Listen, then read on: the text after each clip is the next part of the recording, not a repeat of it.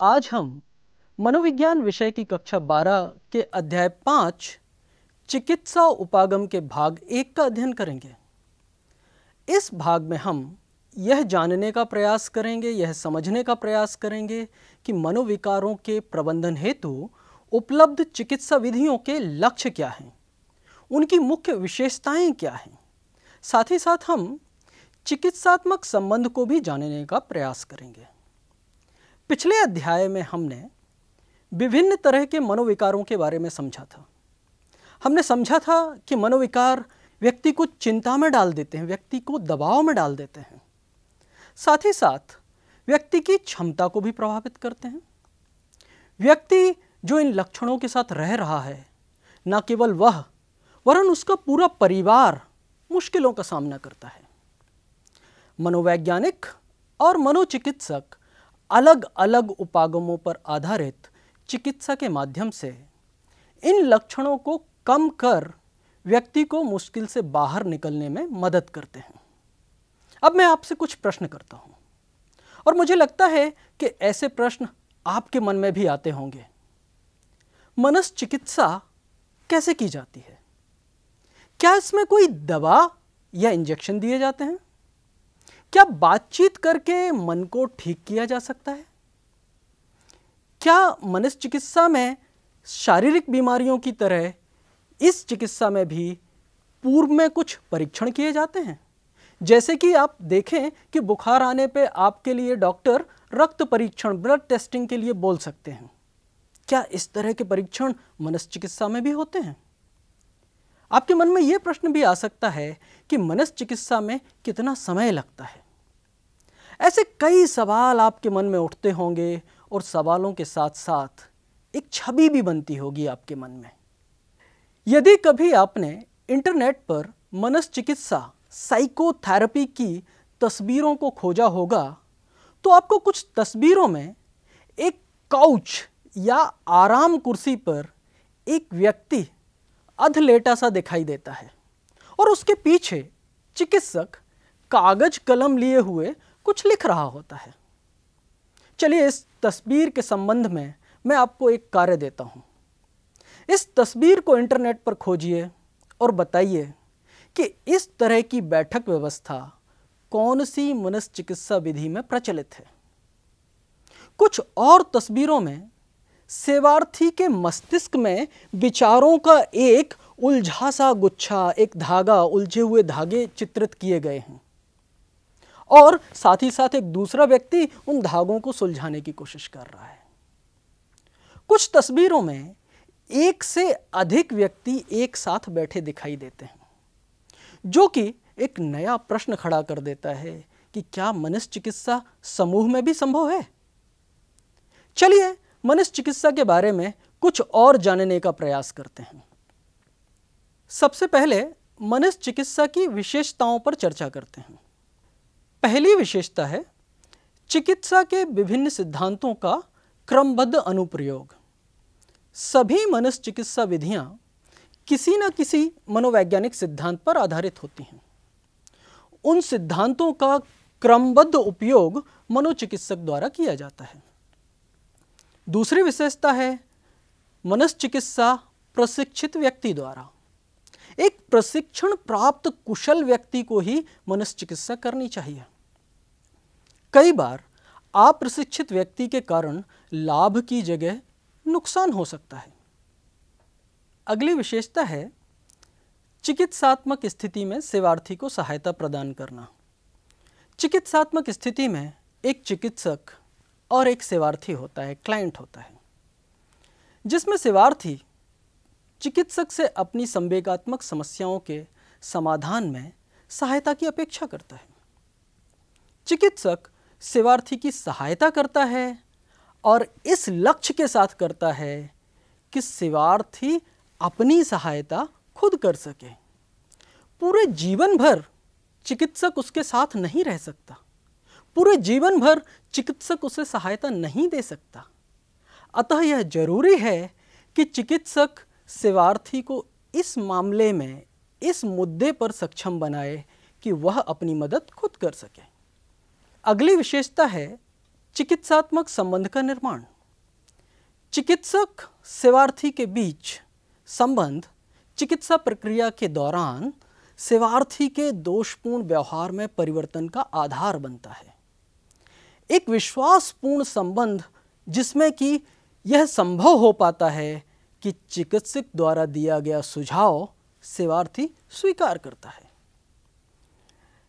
उपागम कोई भी हो, सभी प्रकार की मनश्चिकित्सा में कुछ लक्ष्य समान होते हैं, जैसे कि सेवार्थी के सुधार के संकल्प को प्रबलित करना। सेवार्थी यदि अपने आप में सुधार चाहता है, वह इस संकल्प के साथ आया है, तो उसको बढ़ावा देना, उसको प्रबलित करना। सेवार्थी के दबाव को, उसके स्ट्रेस को कम करना। अगला लक्ष्य है सकारात्मक विकास की संभावनाओं को प्रकट करना। इसके साथ साथ आदतों में संशोधन करना। सेवार्थी की कुछ आदतें दोषपूर्ण हो सकती हैं, अतः उन आदतों में सुधार करने की आवश्यकता है। सेवार्थी के चिंतन प्रारूप में परिवर्तन करना। हो सकता है कि सेवार्थी का चिंतन प्रारूप दोषपूर्ण हो, तो उसको नए चिंतन प्रारूप सीखने की आवश्यकता होती है।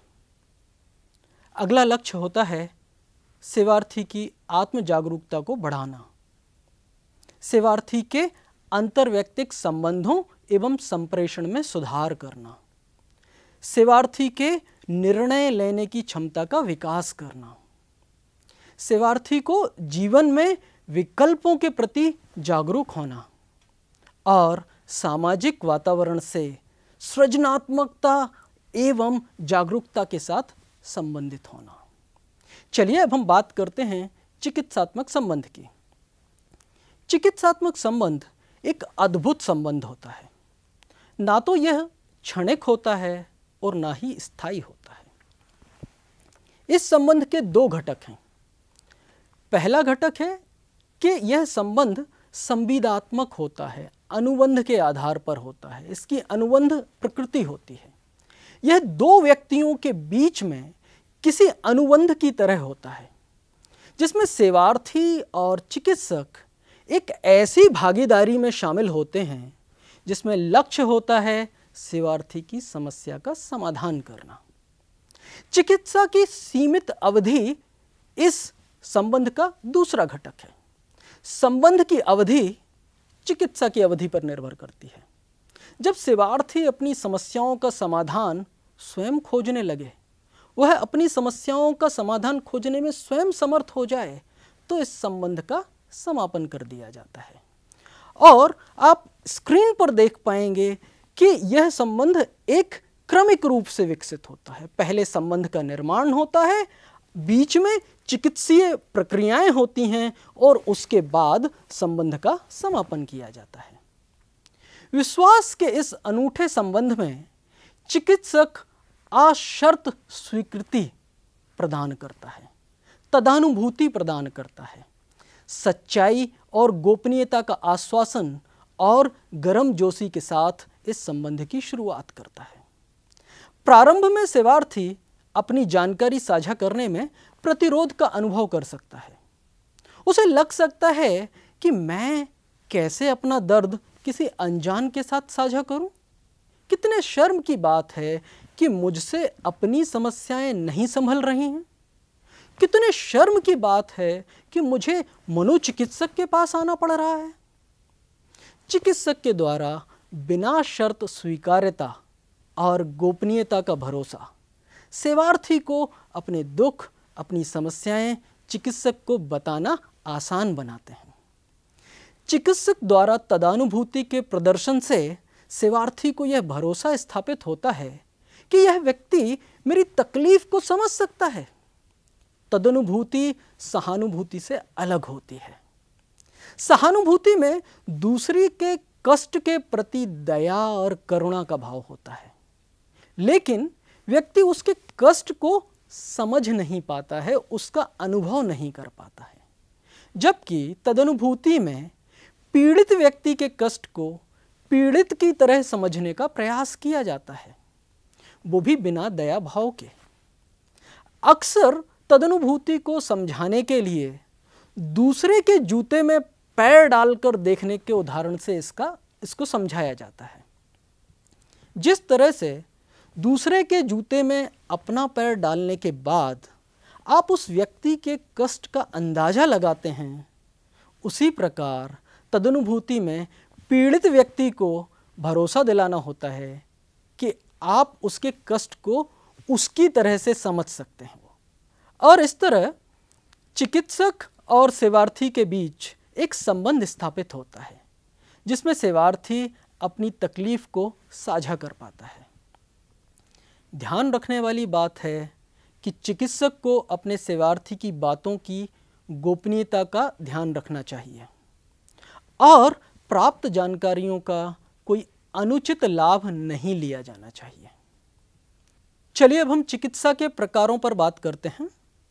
मनश्चिकित्सा को व्यापक रूप से 3 भागों में वर्गीकृत किया जा सकता है: मनोगतिक चिकित्सा, व्यवहार चिकित्सा और अस्तित्वपरक चिकित्सा। इन उपागमों में सर्वप्रथम मनोगतिक चिकित्सा का प्रादुर्भाव हुआ, फिर व्यवहार चिकित्सा का और सबसे आखिर में अस्तित्वपरक चिकित्सा का विकास हुआ। अस्तित्वपरक चिकित्सा को मनश्चिकित्सा की तीसरी शक्ति भी कहा जाता है। मनश्चिकित्सा का वर्गीकरण कुछ प्रचालों, कुछ पैरामीटर के आधार पर किया जाता है। चलिए क्रमबद्ध रूप से हम उनकी बात करते हैं। पहला है, समस्या का कारण क्या है। अलग अलग चिकित्सा उपागम समस्या के कारण को अलग अलग जगह ढूंढते हैं। मनोगतिक चिकित्सा मनोद्वंद्वों को मानसिक समस्या का कारण मानती है, जबकि व्यवहारात्मक चिकित्सा के अनुसार दोषपूर्ण अधिगम के कारण से व्यवहारात्मक समस्याएं उत्पन्न होती हैं। जबकि तीसरी शक्ति यह मानती है कि अस्तित्वपरक अर्थ में प्रश्न मानसिक कष्ट का कारण बनते हैं। दूसरा पैरामीटर है, दूसरा प्रचाल है, कारण का प्रादुर्भाव कैसे हुआ। मनोगतिक उपागम यह मानता है कि बचपन की अतृप्त आकांक्षाएं, बचपन के भय मनोद्वंद को उत्पन्न करते हैं, जबकि व्यवहारात्मक उपागम की धारणा यह है कि दोषपूर्ण अनुबंधन, दोषपूर्ण चिंतन, विश्वास और दुर्नुकूलक या कुसमायोजित व्यवहार उत्पन्न होते हैं और इन व्यवहारों के कारण से मानसिक समस्याएं आती हैं। जबकि अस्तित्वपरक उपागम के अनुसार अकेलापन, विसंबंधन और अस्तित्व की व्यर्थता का बोध समस्या का कारण बनते हैं। मनश्चिकित्साएं इस मामले में भी अलग अलग होती हैं कि उनकी उपचार की मुख्य विधियां क्या हैं। मनोगतिक उपागम मुक्त सहचर्य और स्वप्न विश्लेषण को मुख्य विधि के रूप में देखता है। मुक्त सहचर्य में व्यक्ति को मुक्त रूप से अपनी बातें, अपने भूतकाल के बारे में कहने के लिए प्रेरित किया जाता है और साथ ही साथ स्वप्न विश्लेषण के माध्यम से उसके अचेतन मन तक पहुंचने का प्रयास किया जाता है। जबकि व्यवहार चिकित्सा व्यवहार प्रासंगिकता, बिहेवियरल कंटिंजेंसीज में बदलाव कर वांछित व्यवहार को बढ़ावा दिया जाता है। साथ ही साथ संज्ञानात्मक विधि, संज्ञानात्मक तकनीक यह मानती है कि दोषपूर्ण चिंतन प्रारूप को चुनौती देकर हम समस्या का निवारण कर सकते हैं। अस्तित्वपरक विधि यह मानती है कि सकारात्मक आदर, तदनुभूति और अनिर्णयात्मक संप्रेषण, नॉन जजमेंटल कम्युनिकेशन के माध्यम से हम सेवार्थी के व्यवहार में परिवर्तन कर सकते हैं। चिकित्सात्मक उपागम इस मुद्दे पर भी अलग अलग होते हैं कि चिकित्सात्मक संबंध की प्रकृति क्या है, सेवार्थी और चिकित्सक के बीच में संबंध किस तरह का है। मनोगतिक उपागम निदेशात्मक संबंध की बात करता है, अर्थात चिकित्सक सेवार्थी हेतु निर्णय लेता है। यह माना जाता है कि चिकित्सक सेवार्थी के बारे में बेहतर समझ पा रहा है और ज़्यादा अच्छे तरह से चिकित्सक ही निर्णय ले सकता है सेवार्थी के बारे में। लगभग यही अवधारणा व्यवहारात्मक उपागम में भी है। व्यवहारात्मक उपागम में भी निर्देशात्मक डायरेक्टिव संबंध होते हैं, जबकि अस्तित्वपरक उपागम, इस उपागम में चिकित्सक और सेवार्थी के बीच के संबंध अनिर्देशात्मक होते हैं, नॉन डायरेक्टिव होते हैं। सेवार्थी केंद्रित योजना बनाई जाती है, सेवार्थी की जागरूकता में वृद्धि कर उसे अपने निर्णय लेने में सक्षम माना जाता है। अब हम बात कर सकते हैं कि क्या मनोचिकित्साएं इस मुद्दे पर भी अलग अलग हो सकती हैं कि मुख्य लाभ क्या हैं। मनोगतिक चिकित्सा यह मानती है कि संवेगात्मक अंतर्दृष्टि का विकास इस चिकित्सा का मुख्य लाभ है। संवेगात्मक अंतर्दृष्टि से मतलब है कि द्वंद्व की बौद्धिक समझ, द्वंद्व के प्रति संवेगात्मक स्वीकृति, द्वंद्व के प्रति संवेग परिवर्तन में समर्थ हो पाना, इन सारे विशेषताओं को सम्मिलित किया जाता है, इन सारे लाभों को सम्मिलित किया जाता है। जबकि व्यवहारात्मक चिकित्सा में अनुकूली व्यवहार प्रारूपों का अधिगम कुसमायोजित व्यवहार प्रारूपों के स्थान पर अनुकूली व्यवहार प्रारूपों का सीखना, उनका अधिगम मुख्य लाभ है। अस्तित्वपरक चिकित्सा यह मानती है कि व्यक्तिगत समृद्धि, आकांक्षाओं, संवेगों तथा अभिप्रेरकों के प्रति मेरी बढ़ती हुई समझ, क्लाइंट की बढ़ती हुई समझ मुख्य लाभ है। उपचार की अवधि क्या होगी, इस मुद्दे पर भी मनुष्य चिकित्साएं अलग अलग हैं। शास्त्रीय मनोगतिक चिकित्सा, प्राचीन मनोगतिक चिकित्सा जो कि सिगमंड फ्रायड के समय की जाती थी, वह चिकित्सा कई वर्षों तक चलती थी। आज नवीन मनोगतिक चिकित्सा 10 से 15 सत्र में संपन्न हो सकती है, जबकि व्यवहार और संज्ञानात्मक तथा अस्तित्वपरक चिकित्सा संक्षिप्त होती हैं या फिर कुछ महीनों में ये संपन्न हो सकती हैं। अब हम बात करते हैं कि सेवार्थी की समस्या जो है, उस समस्या का नैदानिक निरूपण करने में क्या चरण अंतर्निहित हो सकते हैं। पहला चरण है समस्या की समझ। मेरे सेवार्थी का मैं प्रारंभिक साक्षात्कार, प्रारंभिक रूप से मैं उसके बारे में जानने का प्रयास करूंगा। कुछ मुलाकातों में 1 या 2 सत्र में सिर्फ उसके बारे में जानकारी एकत्रित की जाती है।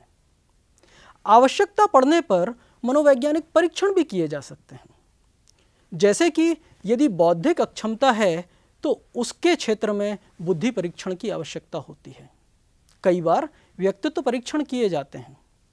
आपको ध्यान होगा अध्याय 2 में हमने व्यक्तित्व परीक्षण के दौरान कई मनोरोग पर आधारित परीक्षणों की भी चर्चा की थी। उपचार हेतु लक्ष्य क्षेत्रों की पहचान करना यह दूसरा चरण है। क्या लक्ष्य होगा, यह इस बात पर निर्भर करता है कि समस्या की गंभीरता कितनी है, समस्या का स्वरूप कितना है और चिकित्सक ने कौन सी व्यवहार उपागम का चुनाव किया है, उसके आधार पर लक्ष्य तय किए जाते हैं। उपचार हेतु तकनीक का चुनाव करना ये तीसरा चरण है। समस्या के स्वरूप को देखकर चिकित्सक अपने प्रशिक्षण और विशेषज्ञता के अनुसार समस्या का निरूपण करता है। समस्या निरूपण एक सतत प्रक्रिया है और आवश्यकता पड़ने पर पुनः निरूपण भी किया जा सकता है। यहाँ हम इस भाग का समापन करेंगे। इस भाग में हमने मनोविकारों के प्रबंधन हेतु उपलब्ध चिकित्सा विधियों के लक्ष्य, उनकी मुख्य विशेषताएं, चिकित्सात्मक संबंध, साथ ही साथ चिकित्सा के प्रकारों का अध्ययन किया। अगले भागों में अलग अलग चिकित्सा उपागमों की विस्तार से व्याख्या की जाएगी। धन्यवाद।